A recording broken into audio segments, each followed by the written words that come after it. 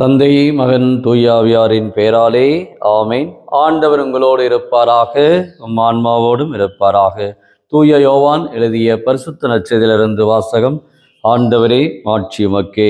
பிரிவு 6 இறைவார்த்தைகள் 22 29 முடிய. இயேசு 5000 பேருக்கு உணவளித்த பின் சீடர்கள் புறப்பட்ட கரையிலேயே மறுநாளும் மக்கள் கூட்டமாய் நின்று கொண்டிருந்தார்கள்.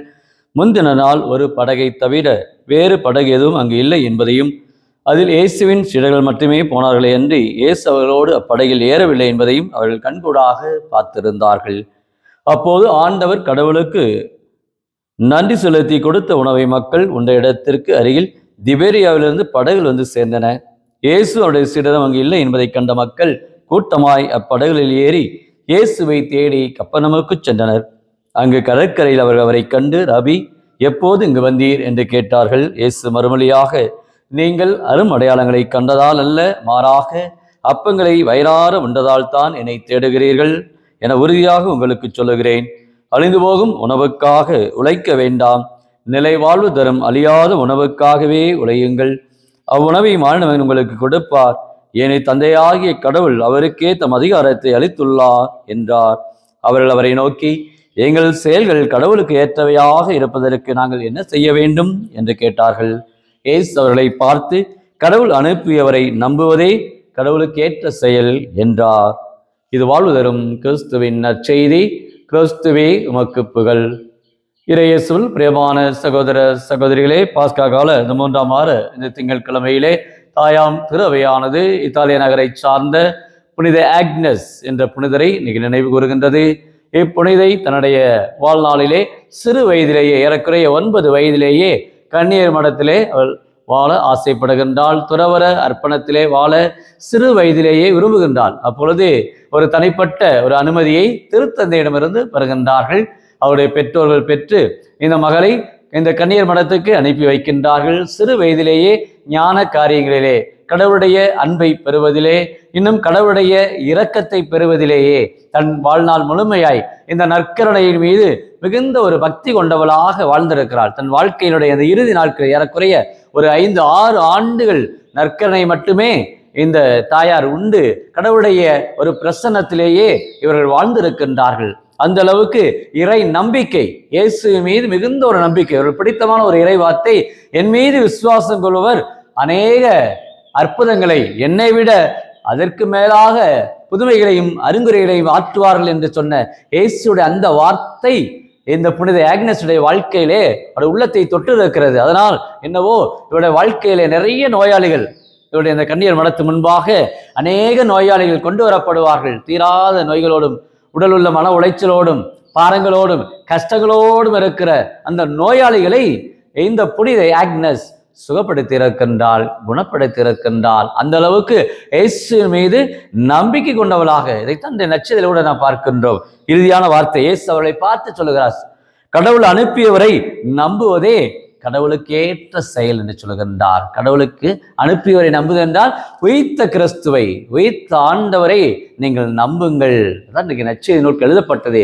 இயேசுவே மெசியா என நீங்கள் நம்புவதற்காகவும் அவர் வழியாக நீங்கள் வாழ்வதற்காகவே இந்த நற்செய்தியானது எழுதப்பட்டிருக்கு என்று சொல்லப்படுகின்றது. அந்த அளவுக்கு இயேசுவை நம்பினால் நிச்சயமாக நாம் வாழ்வு பெறுவோம். நீ தேவனின் மகிமையை காண்பாய். இயேசு மரியாதை சொன்னார், நீ ஆண்டவரை நம்பினால் நீ தேவனுடைய மகிமையை நீ நிச்சயம் காண்பாய் என்று சொன்னார். அந்த அளவுக்கு நீ நம்பினால், நீ விசுவசித்தால் தேவனுடைய மகிமையை காணக்கூடிய பிள்ளைகளாக இன்றைக்கு அநேக பேர் ஜெப வாஞ்சையோடு கடவுளுடைய இந்த மாட்சிக்காக, கடவுளுடைய இந்த வாழ்வுக்காக இன்றைக்கு உழைக்கக்கூடியவர்கள் எத்தனை பேர். இறையாட்சியை உருவாக்க இன்றைக்கு ஒவ்வொரு நாளும் உழைக்கின்றோம். உழைப்பே உயர்வு தரும் என்று சொல்லக்கூடியதில் இன்றைக்கு ஒரு நேரம் நாம் வீணடிப்பதில்லை, உழைக்கின்றோம். அது இல்லை என்று சொல்லவில்லை, மாறாக யாருக்காக உழைக்கின்றோம், எதற்காக உழைக்கின்றோம். அதான் ஆண்டவர் இன்றைக்கு நற்செய்தியில் கூட சொல்லுகின்றார், அழிந்து போகின்ற உணவுக்காக நீங்கள் உழைக்க வேண்டாம், மாறாக அழியாது இந்த வாழ்வு இருக்கக்கூடிய, நிலை வாழ்வு கொள்ளக்கூடிய அழியாத உணவுக்காக நீங்கள் உழையுங்கள் என்று சொல்லுகின்றார். பாருங்கள், அத்தை ஒரு நிலை வாழ்வை நோக்கி நாம் பயணிக்க யோவான் நற்செய்தி 6ஆம் அதிகாரம் முழுவதுமே இயேசு நானே வாழ்வு தரும் உணவு என்று சொல்லுகின்றார். இதுதான் இந்த முதல் வாசகத்திலே பார்க்கிறோம். அருமையாக ஸ்தேவான் பல்வேறு பழிச்சொல், அவருடைய வாழ்விலே பல்வேறு இன்னல்கள், இடையூறுகள், அநியாயமாக ஒரு பொய் குற்றத்துக்கு ஆளாக்கப்படுகின்றார், நிந்தனைக்கு உள்ளாக்கப்படுகின்றார். அவரை கல்லால் எறிந்து கொள்ள முயற்சிக்கின்றார்கள். ஆனால் அவர் ஒரு நாளும் அவர் கவலைப்படவில்லை, ஒரு நாளும் அவர் கோழையாக இருக்கவில்லை.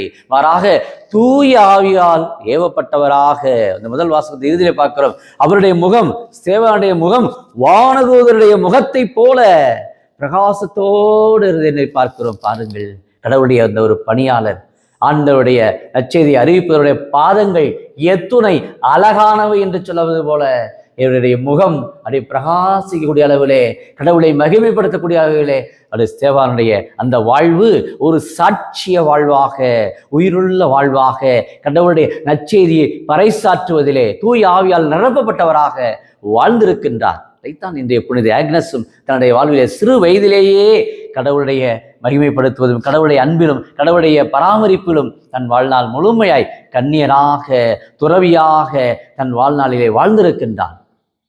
அந்த அளவுக்கு இறை அருளிலே அவள் நிலைத்திருக்கிறார். என் அன்பில் நீங்கள் நிலைத்திருங்கள் என்று யோவான் ஆண்டவர் சொல்வது போல, இன்றைக்கு இயேசுடைய அன்பே இன்றைக்கு பிரதானமாக, இயேசுவை மகத்துவம், இயேசுவே எனக்கு வாழ்வு என்று நாம் ஒவ்வொருவருமே அழிந்து போகின்ற உணவுக்காக அல்ல, இன்றைக்கு உழைக்கின்ற உழைப்பெல்லாம் யாருக்காக இன்றைக்கு உழைக்கிறோம், எதற்காக இன்றைக்கு உழைக்கின்றோம்?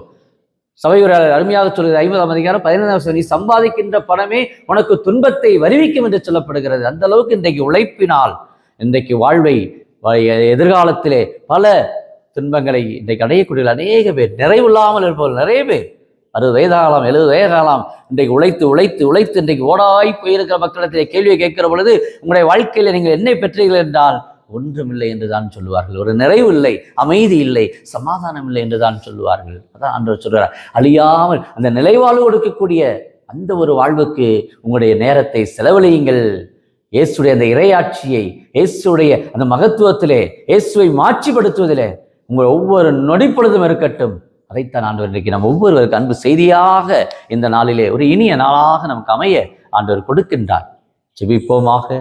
அன்பின் பரலோக பிதாவே, அப்பா இயேசுவே, அருமையான இந்த நாளுக்காக நன்றி கூறுகிறோம். நீரே எங்களுக்கு வாழ்வு ஐயா. யாரிடம் செல்வோம் இறைவா?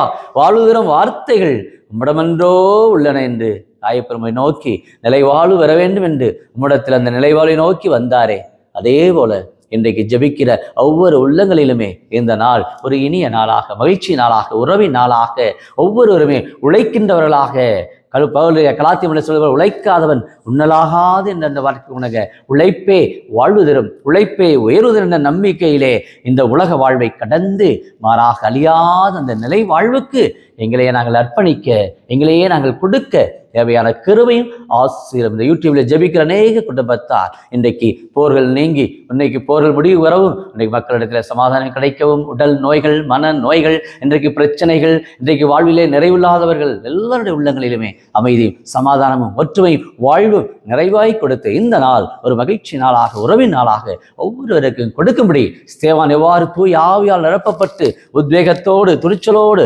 வல்லமையோடு நச்சை அறிவித்தது போல இன்றைக்கு ஜெப வாஞ்சியோடு இந்த நச்சை பணியில் இன்றைக்கு உழைக்கின்ற ஒவ்வொருவரையுமே நீரே அவர்களை தாங்கும்படி பலத்தினால், உம்முடைய கரத்தினால், இதை நீதியின் வலக்கரத்தால் உங்களை தாங்குவேன் என்று சொன்ன அந்த அன்பு வார்த்தைகள் ஒவ்வொருடைய வாழ்வில் வரக்கூடிய இன்னல்கள், இடையூறுகள், பிரச்சனைகள், கவலைகள், பாரங்கள், சுமைகள் ஒவ்வொன்றின் விடுதலையும், வெற்றியும், வாழ்வும், சமாதானம் கொடுத்து ஆசீர்வதிக்கும்படி கிறிஸ்து வழியாக உம்மை மன்றாடுகிறோம்.